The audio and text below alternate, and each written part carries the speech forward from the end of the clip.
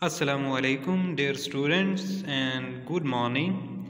I am your English teacher Farhan Ahmed, and today we will move on with our previous poem, that is Hope is a Thing with Feathers. And today we will try to discuss the rhyme scheme of the poem Hope is a Thing with Feathers, written by Emily Dickinson. I have already told you that what is rhyme scheme, but still again I will try to explain what is rhyme scheme, and then we will look at the rhyme scheme of the poem.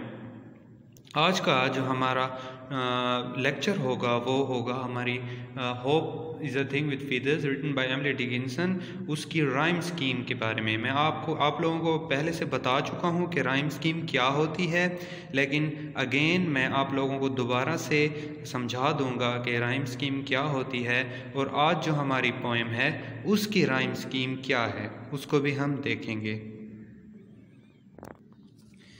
Okay, as I have told you earlier that rhyme scheme is actually a kind of similarity between sounds of ending words of two or more lines of poem. Rhyme scheme basically किस चीज़ को कहा जाता है? Rhyme scheme उस चीज़ को कहा जाता है जिसकी लाइंस के आखिर वाले वर्ड्स जो हैं वो आपस में हम आवाज़ हों या आपस में सिमिलर हों, उसको क्या कहते हैं? उसको हम राइम स्कीम कहते हैं। अब हम देखेंगे कि हमारी जो पोएम है hope is a thing with feathers, उसकी राइम स्कीम क्या है। और ये जो बेटा ये आप लोगों ने अपनी कॉपीज़ पे साथ साथ लिखते जाना है, हो सके तो वीडियो को पॉज करके ये राइम स्कीम की डेफिनेशन लिख लें, और उसके बाद जो भी मैं आपको बताऊंगा आपने पोएम की भी राइम स्कीम अपने पास नोट कर लेनी है। फिर आहिस्ता से स्ट्रक्चर के बाद हम पोएम के एनालिसिस की तरफ जाएंगे, पोएम को हम एक्सप्लेन करेंगे। Okay, so now we have the poem. So we will look at the first line. Hope is the thing with feathers. So we will write A with it. ये हमारा क्या हो गया? A sound हो गया. That perches in the soul.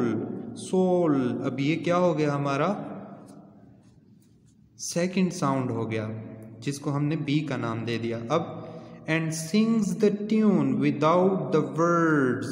अब words और feathers ये आपस में मैच नहीं कर रहे, तो यहाँ पे हम क्या लिख देंगे? यहाँ पे हम लिख देंगे सी। अब जो है आखिरी लाइन देखें, and never stops at all. अब आप इस पे गौर करें, एट ऑल और सोल, ऑल सोल ये क्या कर रहे हैं? आपस में हम आवाज़ हो रहे हैं, आपस में ये थोड़े बहुत सिमिलर हैं, तो यहाँ पे हम क्या लिख देंगे?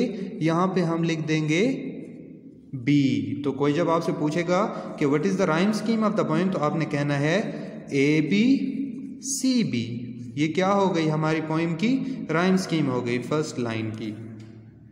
अब सेकंड स्टैंजा देखें, and sweetest in the gale is heard के आगे हम लिख देंगे A, and sore must be the storm. अब ये सेकंड साउंड आ गया हमारे पास, इसके आगे हम क्या लिख देंगे? बी।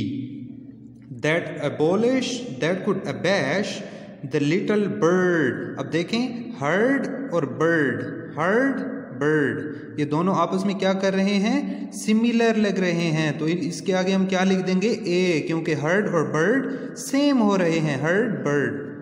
अच्छा, थर्ड देखें, that kept so many warm, storm warm, तो ये क्या हो गए? सिमिलर हो गए, तो इसके आगे हम क्या लिख देंगे? बी। तो हमारे सेकंड स्टैंजा की क्या राइम स्कीम है? A B. अच्छा, थर्ड स्टैंजा देखें बेटा, I have heard it in the chilliest land and on the strangest sea. Land क्या हो गया हमारा? ए साउंड हो गया। सी क्या हो गया हमारा? बी साउंड हो गया। Yet never in extremity land, ये दोनों आपस में मैच सिमिलर नहीं हो रहे, एक्सट्रीमिटी लैंड, तो इसको हम क्या कर देंगे? C. It asked a crumb of me, सी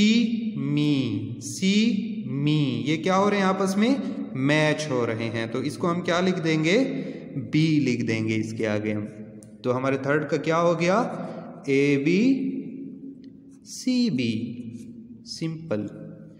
सो आज के लिए इतना ही, कल जो है हम मज़ीद इसके बारे में पढ़ेंगे इंशाअल्लाह। टेक केयर, अल्लाह हाफिज़।